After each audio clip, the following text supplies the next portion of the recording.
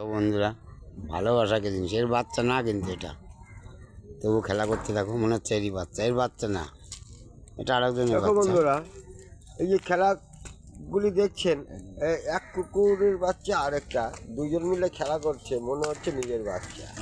এর জন্য একটা লাইক, শেয়ার, কমেন্ট করে সাবস্ক্রাইব করবেন। ভালোবাসা একটু দেখতে হয়, দেখলে ভালো লাগে। কি সুন্দর খেলা করতে থাকো।